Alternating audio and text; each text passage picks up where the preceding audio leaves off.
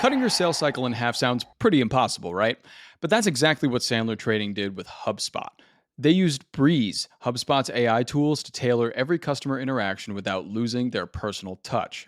And the results were pretty incredible. Click-through rates jumped 25%, qualified leads quadrupled, and people spent 3 times longer on their landing pages. You can go to HubSpot.com to see how Breeze can help your business grow.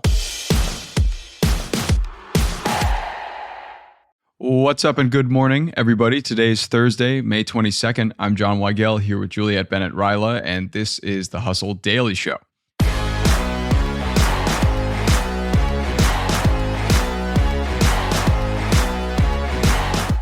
Houston, we might have a bit of a problem. Airports and airlines are currently overcome with delays and operational issues, especially Newark's Liberty International Airport.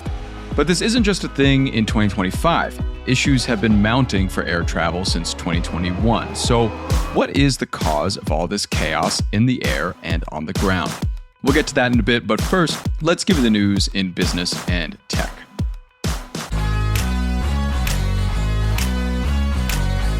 Starting off here, the number of renter-occupied housing units in the U.S. grew from 39.7 million in 2010 to 45.6 million in 2023, according to a survey from the Census Bureau. So not only are there more people renting, but they're older. The share of people 65 plus who rent their homes is projected to grow from 22% in 2020 to 17% in 2040, which is 5.5 million more households, according to the Urban Institute. So why is that? In large part, the trend points to the rising cost of home ownership. I'm sure we all deal with that. Next, Google's I/O event was this week, and one of the biggest announcements on top of a whopping $125 subscription to Google AI services that you could be paying right now was the integration of Gemini into Volvo vehicles. Volvo vehicles currently use Google Assistant on Android 13, but AI is the next wave for the cars.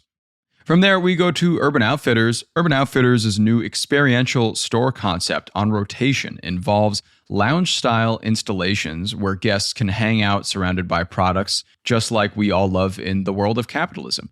The retailer's first partner is Nike, and UO will feature 150 or more of its products, including a limited capsule collection in LA, to celebrate the Nike After Dark Tour Los Angeles 3.1 race. So if you're interested in spending some time in an Urban Outfitters and pretending it is your home, this might be for you. From there, we hit the sports world. NFL goes for gold here because NFL team owners voted unanimously to allow players to compete in flag football at the 2028 Los Angeles Olympics.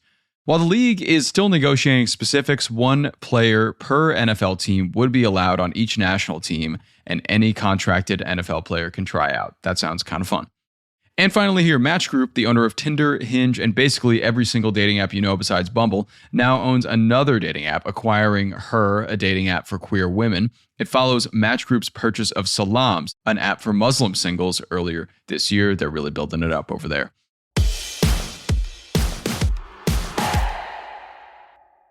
Okay, look, side hustles fail when they consume all of your time. I mean, every single bit of it. The pros, though, work smarter with AI doing all the heavy lifting. To help you out, we just dropped the Side Hustle Accelerator database. You can search your exact problem for your side hustle, grab the perfect prompt, and get results. If you're struggling with marketing, content, and customer service, it's all solved in just seconds. This isn't just another tool, guys. It's your unfair advantage in a spreadsheet. So stop asking AI the wrong questions and start scaling with what actually works. You can get it for free in the link in our show notes. And you can stop right now, actually. Why don't you take a look down at those show notes and tap the link. You don't want to sleep on this.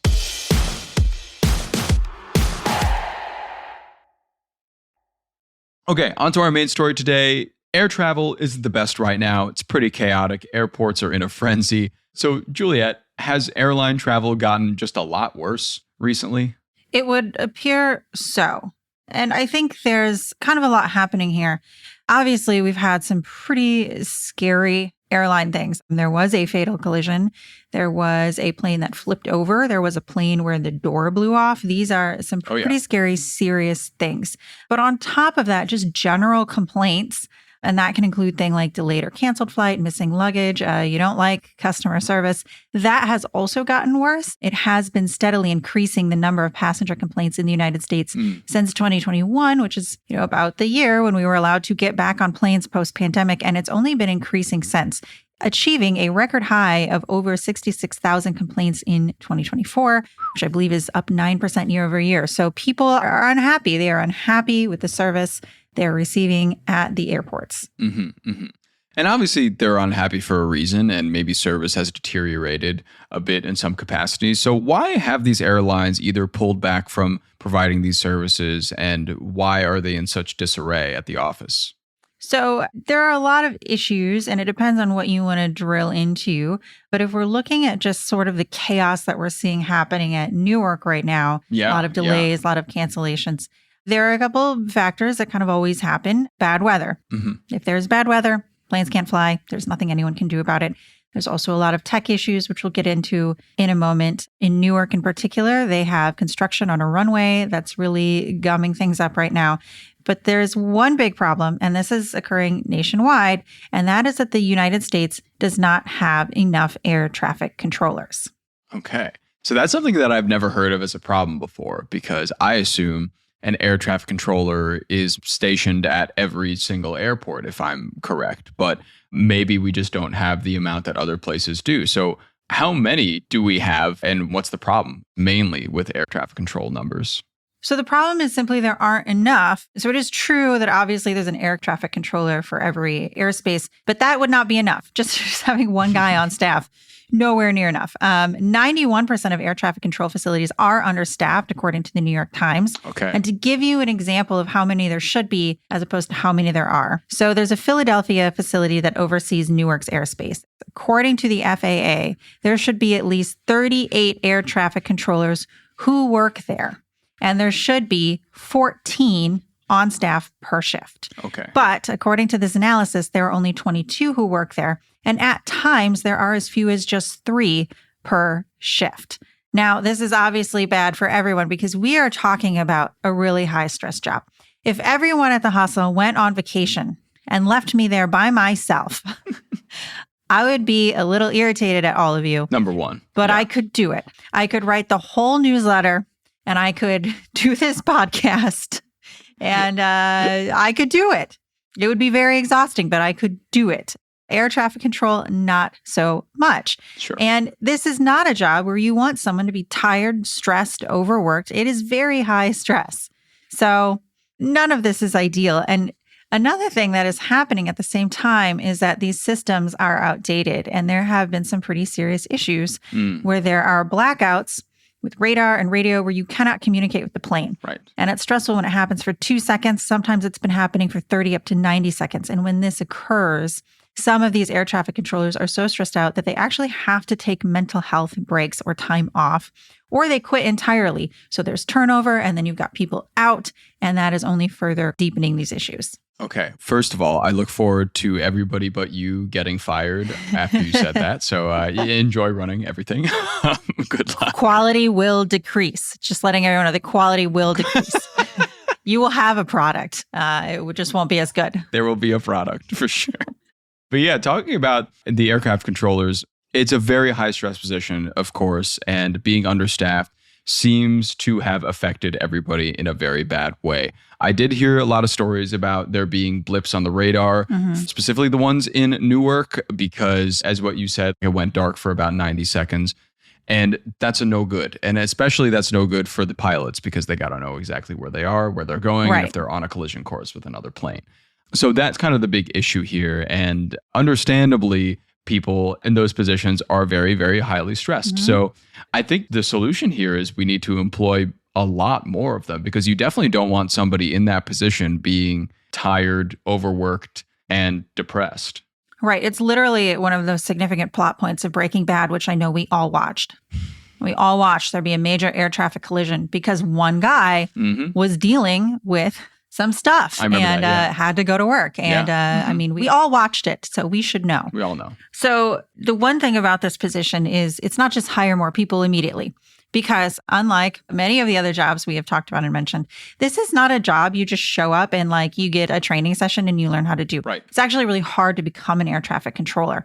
So here are some interesting things about it. You have to complete a lot of training. Looking around, it looks like at least 2 to 4 years. The New York Times had air traffic controllers in this particular region, sometimes having to train for up to 4 years. Wow. Also, you can only be 31 when you apply. If you are older, they won't accept you. And part of that is because there is a mandatory retirement age of 56. Oh. And if you want to keep working after 56, you have to apply for a waiver. Interesting. So it's not easy. And there are all these screenings that you have to undergo, mental health, physical health. Basically, when you are on, you are on. So, not everyone who wants to be an air traffic controller or not everyone who thinks, oh, hey, you need air traffic controllers, why don't I do that, is going to be able to do that. Yeah. You might be too old and you might not be able to pass some of these screenings depending on what health issues you may have.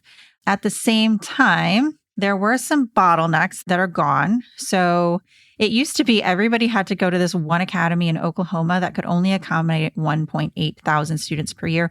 Both the Biden and Trump administrations have worked on that, have added additional programs. Okay. And the FAA has simplified its hiring process and it's up to pay for air traffic controllers. So it may be more appealing to people, considering this job when they're weighing this against something that is less stressful. So there may be some hope on the horizon here, but I'm going to say that if you have a flight this summer, you're going to need to be prepared for some potential delays. Yeah. You might be sitting around the airport for a while.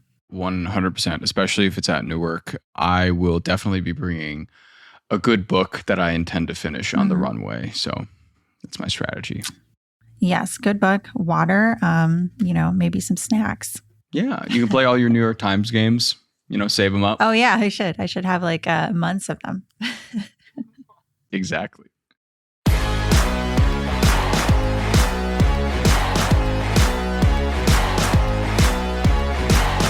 All right, that's going to do it for us today. Thanks for tuning in to the Hustle Daily Show. We're a proud part of the HubSpot Media. Our editor is Robert Hartwig. Our executive producer is Darren Clark.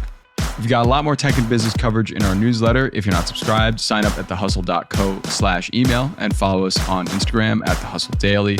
We'll see you tomorrow.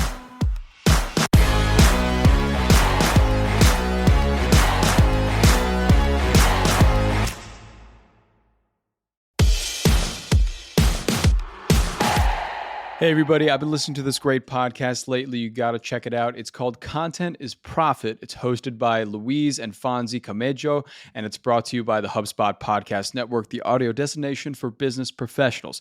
So in this podcast, you can discover the secrets and strategies on how your business can achieve the frictionless sale. We talk about frameworks, strategies, tactics, and bring special guests to bring you all the information you need in order to turn your content into profit. Recently, they did a whole episode on micro creators and UGC and how those things are transforming the social media industry, especially for profit. They had a guest on, William Gassner, who is the co-founder of Stack Influence. So definitely check that episode out if you want to learn more about the social media landscape as it is currently. You can listen to Content as Profit wherever you get your podcasts.